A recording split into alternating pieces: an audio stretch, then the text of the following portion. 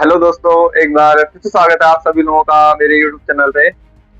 तो दोस्तों, जैसे कि कल से जो बीता हुआ कल था, कल से T20 वर्ल्ड कप का शुरुआत हो चुकी है।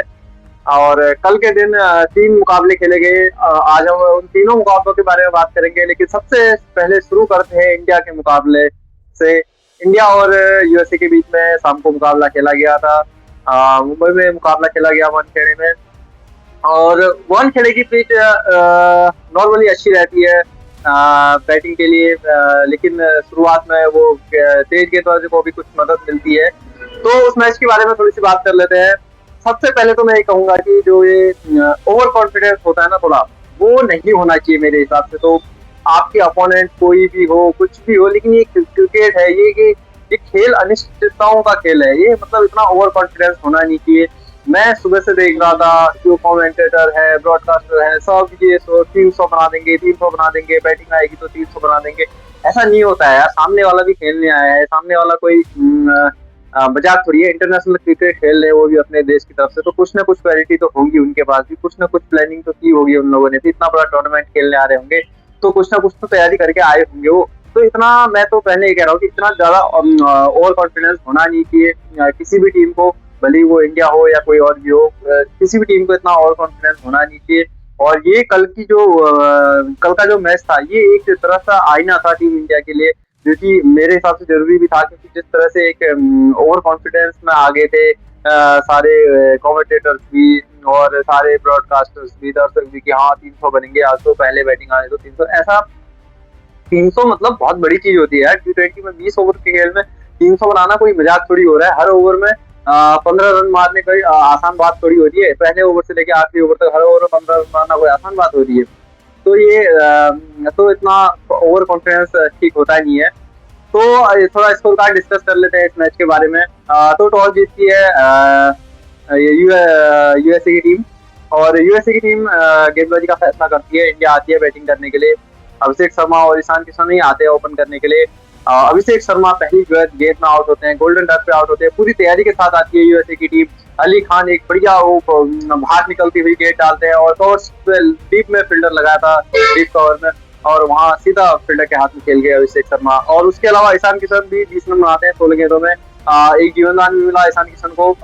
थोड़ा फिर लड़ाई में लग भी रहे थे, लेकिन लास्ट में आउट हो ही गए।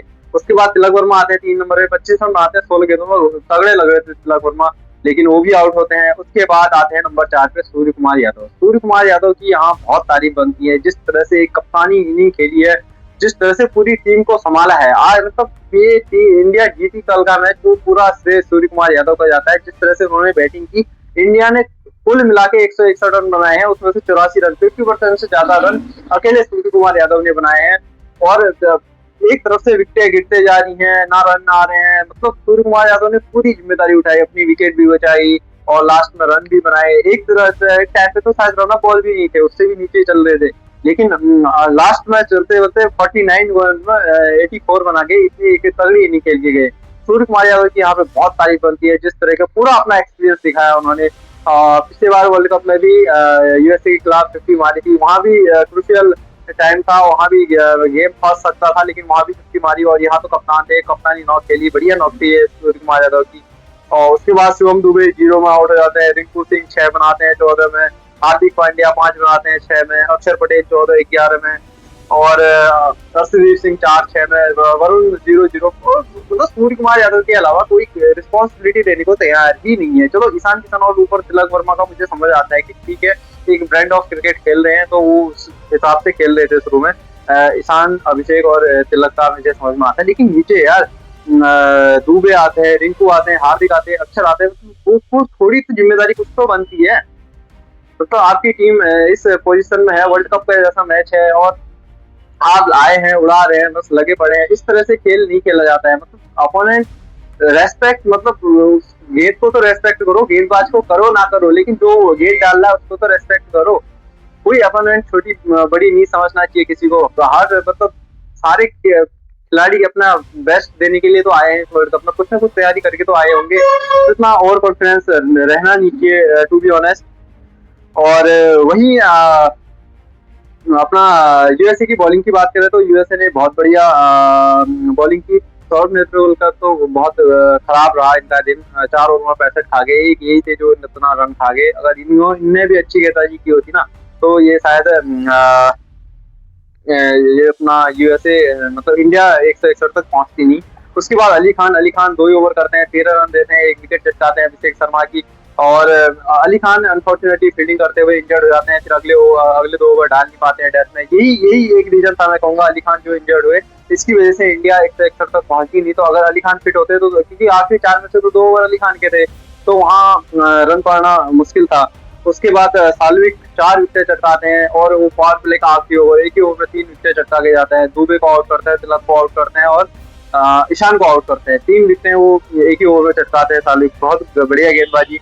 और उसके बाद ये मोहसिन 1 विकेट ले आते हैं, लेकिन 4 ओवर में मात्र 16 रन देते हैं। ये लेग स्पिनर है, बढ़िया स्पिन बॉलिंग करते हैं। उसके बाद सोहम रांझ ने 2 ओवर करते हैं, 16 रन देते हैं, ये भी ठीक ठाक की बॉलिंग करते हैं। उसके बाद हरमीत सिंह और ये लेफ्ट आर्म स्पिनर बढ़िया गेंदबाजी करते हैं, ये भी 2 विकेट चटकाते हैं, मात्र 26 रन देते हैं 4 ओवर में। तो ये यूएसए का बॉलिंग का था। फिर आती है यूएसए बैटिंग करने के लिए। यूएसए के लिए ओपन करने के लिए आते हैं अपना ये घोष और मुकामला, ये दोनों आते हैं बैटिंग करने के लिए।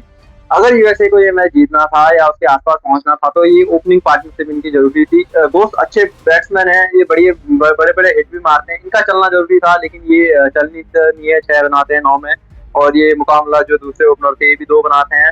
और मोनांक पटेल 0 में आउट हो जाते हैं, इनके कप्तान है मोनांक पटेल। अच्छी फॉर्म में भी चल रहे थे पिछले ओवर, लेकिन इस मैच में कर नहीं पाए। अर्शदीप की एक बढ़िया आउट स्विंगर गेंद थी। और उसके बाद मिलिंद कुमार ये अच्छे एक स्टेबल करते हैं टीम को, 34 में 34 बनाते हैं, उसके बाद आउट हो जाते हैं। उसके बाद ये संजय कृष्णमूर्ति ये अच्छी बैटिंग करते हैं। और मतलब कि ये मिलिंद कुमार और ये संजय के बीच में अच्छी पार्टनरशिप होती है। ये भी 37 करते हैं मात्र कितनी गेंदों में, 31 गेंदों में। उसके बाद शुभम रांझे आते हैं, ये 37 बनाते हैं मात्र 22 बॉलों में, जबकि इंजर्ड भी थे। ये इनसे रन लिया नहीं जा रहा था, भागा नहीं जा रहा था, ओवर भी इसलिए इन्होंने 2 ही किए थे। तो ये इंजर्ड थे, लेकिन उसके बाद भी 37 कर गए। उसके अलावा तो कोई करने, हरमीत 0, मोहसिन 8 और साल्विक 2। तो बैटिंग में यूएसए वो काम कर नहीं पाई जो काम यूएसए बॉलिंग में किया, जो काम यूएसए ने वो बैटिंग में कर नहीं पाई, क्योंकि बैटिंग में ओपन मतलब शुरुआत अच्छी की थी, यूएसए को हो नहीं पाया। और बीच में भी कोई परफॉर्मेंस आई नहीं है, वो 1-2-3 जो बीच में परफॉर्मेंस थी छोटी छोटी, उनसे काम बना नहीं।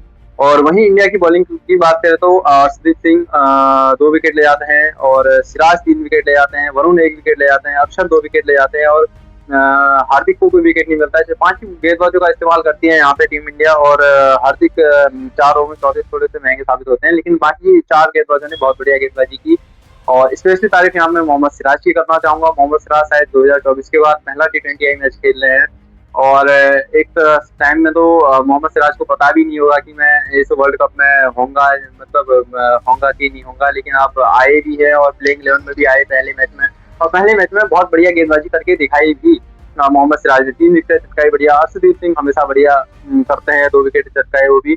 और अक्षर ने भी बढ़िया गेंदबाजी की, और उन्होंने भी अच्छी गेंदबाजी की। कुल मिला के ये स्कोर कार्ड था। तो यूएसए 132 ही बना पाती है, इंडिया जीत जाती है, अच्छी बात है। लेकिन जो इंडिया ने ये खराब प्रदर्शन किया है ये चलेगा नहीं।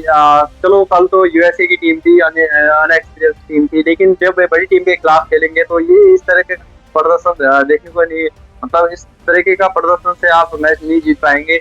बायलैटरल सीरीज की अलग बात है, वहाँ एक कुछ प्रेशर होता नहीं है, वो अलग खेल है। लेकिन वर्ल्ड कप बड़ा स्टेज होता है, यहाँ पर प्रेशर होता है। यहाँ पे थोड़ा दिमाग यूज करना पड़ता है, थोड़ा सा अच्छे से खेलना पड़ता है, और ये बहुत जरूरी है टीम इंडिया के लिए। लेकिन चलो अंत परंत जो भी हुआ, टीम इंडिया जीत गई ये मैच। उसके बाद बात करते हैं इंडिया के मैच से पहले भी 2 मैच और खेले गए थे कल के दिन में। सबसे पहला मैच जो खेला गया वो नेदरलैंड और पाकिस्तान के बीच खेला गया। वहां भी एक सेटबैक होने से मतलब थोड़ा सा ही बचा, समझ लो ऑलमोस्ट पाकिस्तान को हरा ही दिया था नेदरलैंड ने। वो 19वें ओवर में फहीम अशरफ ने वो रन मार दिए, और एक फहीम अशरफ का कैच छोड़ दिया, इस वजह से वो जीत गई पाकिस्तान। नहीं तो ऑलमोस्ट नेदरलैंड ने हरा ही दिया था पाकिस्तान को। नेदरलैंड पहले बैटिंग करने आती है, नेदरलैंड 147 करती है, और उसमें कोई बड़ी परफॉर्मेंस तो नहीं आती है, लेकिन छोटी छोटी परफॉर्मेंस, तो एडवर्ड्स के रन आते हैं, थोड़े एकरमैन के रन आते हैं, उसमें छोटी छोटी परफॉर्मेंसेस आती हैं। और वहीं पाकिस्तान की बॉलिंग की बात करें तो बॉलिंग भी ठीक ठाक की है पाकिस्तान ने। वो मिर्जा 2 विकेट ले आते हैं, 2 विकेट अपना सैम अयूब ले आते हैं, 2 अबरार ले जाते हैं, 2 नवाज ले जाते हैं। तो इस तरह से मिला जुला एक परफॉर्मेंस रहता है बॉलिंग में भी। और वहीं बैटिंग में आती है तो पाकिस्तान शुरुआत तो बड़ी तगड़ी करती है। साहिबजादा फरहान और सैम अयूब अच्छी खासी शुरुआत करते हैं। साहिबजादा फरहान 47 रन बनाते हैं 31 बॉल में मात्र, और सैम अयूब भी 24 करते हैं मात्र 13 गेंदों में। लेकिन उसके बाद जो मिडिल ऑर्डर पूरा का पूरा फ्लॉप होता है और नंबर 3 पे आगा आते हैं, 12 करते हैं 8 गेंदों में। उसके बाद बाबर आजम 15 बॉल बनाते हैं 18 गेंदों में। ये किस तरीके का किस जमाने का क्रिकेट खेल लो भैया पाकिस्तान। मतलब मैं समझ में नहीं आता कि मेरे इनको क्यों कंटिन्यू कर रहे हैं, क्यों खिला रहे हैं। इनसे अच्छा आपके स्क्वाड में और है ना, वो एक ख्वाजा नफे करके है, उनको खिलाइए। फखर जमान है, उसको खिलाइए। बाबर आजम T20 में अब मुझे नहीं लगता अडॉप्ट करना होता तो आज तक T20 फॉर्मेट में अडॉप्ट कर लिया होता बाबर आजम ने, लेकिन अब वो समय भी निकल गया। अब वो जैसे खेलते हैं ऐसे ही खेलेंगे। मुझे नहीं लगता है कि अब इनका गेम बेहतर हो सकता है। वो समय गेम बेहतर करने का समय मेरे हिसाब से जा चुका है अब इनका।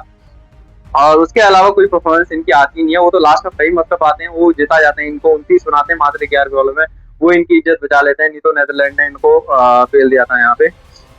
तो ये कुल मिला के पहले मैच का लेखा जोखा था। उसके बाद एक और मैच होता है, वो मैच वेस्ट इंडीज और स्कॉटलैंड के बीच में खेला जाता है।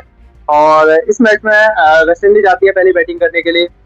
शुरुआत वेस्ट इंडीज की तरफ से मैं तो बड़ी डिसेंट क्या खराब ही शुरुआत कहूंगा, क्योंकि इनके ओपनर जो है ना वो मुझे T20 फॉर्मेट के हिसाब से ठीक लगते नहीं है। इन दोनों में से एक ही होना चाहिए मेरे हिसाब से, क्योंकि बाकी नीचे को टीम एकदम तोड़ फोड़ टीम है इनकी। और बाकी मिडिल ऑर्डर के जितने वो इंटरव्यू में भी पूछा गया तो सारे कह रहे थे कि हम 300 बनाने के में प्रबल दावेदार हैं, लेकिन वो सारे मिडिल ऑर्डर के कह रहे थे, टॉप ऑर्डर के नहीं कह रहे थे, क्योंकि टॉप ऑर्डर में ऐसे बैट्समैन है ही नहीं। साई ऑफ और ब्रेंडन किंग दोनों सेम एक ही तरीके के खिलाड़ी हैं, लेकिन 2 खिलाड़ी अफोर्ड नहीं कर सकते हैं T20 फॉर्मेट में। चलो एक खिलाड़ी फिर भी अफोर्ड हो जाता है, लेकिन 2 खिलाड़ी इस तरीके के अफोर्ड नहीं कर पाएंगे। और यहाँ तो नीचे थोड़ी सी ब्रिलियंस आ गई, उसके बाद भी 182 ही बने। अगर कोई ढंग की जैसी टीम होती तो ये हार जाती मैच वेस्ट इंडीज यहाँ पे। वो तो स्कॉटलैंड जीत, चलो जीत गए वाली बात। लेकिन ये शुरुआत बड़ी खराब की थी वेस्ट इंडीज ने। रन अप बॉल खेल के गए थे वो लोग। लेकिन उसके बाद नंबर 3 में आते हैं सिमरन हेटमायर आते हैं। उसके बाद तब तक तो कोई छक्के लगे ही नहीं थे, लेकिन सिमरन हेटमायर आते हैं, फिर छक्के मारते हैं, फिर जो ताबड़तोड़ छक्के करते हैं वो 46 बनाते हैं मात्र 36 गेंदों में। उसके बाद पावल आते हैं, वो 24 करते हैं 14 में। फिर सैफर्ड नहीं रदरफोर्ड आते हैं, वो 26 करते हैं 15 में। तो इन 2-3 परफॉर्मेंसेज की वजह से वेस्ट इंडीज 182 तक पहुंच जाती है। और वहीं स्कॉटलैंड की बॉलिंग में इतना कुछ खास था नहीं। एक करी करके बॉलर थे, उन्होंने 2 विकेट चटकाई 4 ओवर में 23 में, नॉन हिस्ट्री गेंदबाजी की, बाकी तो ऐसा कुछ खास था नहीं। वहीं स्कॉटलैंड की बात करें तो कोई खास परफॉर्मेंस आती नहीं है स्कॉटलैंड की तरफ से। एक उनके कप्तान है बैरिंगटन, वो अच्छी इनिंग खेलते हैं, 42 करते हैं 29 में। और एक ब्रोस करके है, वो ब्रेस करके वो करते हैं 35 28 में। उसके अलावा कोई खास परफॉर्मेंस आती नहीं है। और वहीं अगर वेस्ट इंडीज की बॉलिंग की बात करें तो जेसन होल्डर 3 विकेट चटकाते हैं। जेसन होल्डर पिछले 1-1.5 साल से कमाल की फॉर्म में लग रहे हैं, और इस मैच में भी 3 विकेट चटकाते हैं। और उसके अलावा रमारियो सैफर्ट क्या ऑलराउंडर है यार, ये अलग ही लेवल के ऑलराउंडर है। मतलब 5 विकेट चटकाते हैं, मात्र 20 रन देते हैं, लेकिन ओवर भी 3 ही करते हैं, पूरा स्पेल भी पूरा नहीं हुआ था उनका। 3 ओवर में 20 रन देते हैं, 5 विकेट चटकाते हैं, हैट्रिक लेते हैं। रमारियो सैफर्ट नेक्स्ट लेवल का ऑलराउंडर है, और नीचे आके छक्के मारते हैं, उसके बाद विकेट चटकाते हैं। मतलब आरसीबी के बंदे तो अलग ही फॉर्म में चल रहे हैं। आरसीबी वुमेन्स ने अभी टाइटल उठाया, और उससे पहले आरसीबी के मेंस ने उठाया, और जहां भी आरसीबी के लड़के तो जहां दिख रहे हैं मतलब तोड़ फोड़ ही मचा रहे हैं पूरा। बहुत बढ़िया गेंदबाजी की रमारियो सैफर्ट ने यहाँ पे, 5 विकेट चटकाए जो कि बहुत क्रूशियल थी। तो इस तरह से वेस्ट इंडीज भी ये मैच जीत गई। तो ये कुल मिला के कल के दिन का पूरा लेखा जोखा था, ये जो 3 मैच खेले गए उन सब सारे मैचों के बारे में।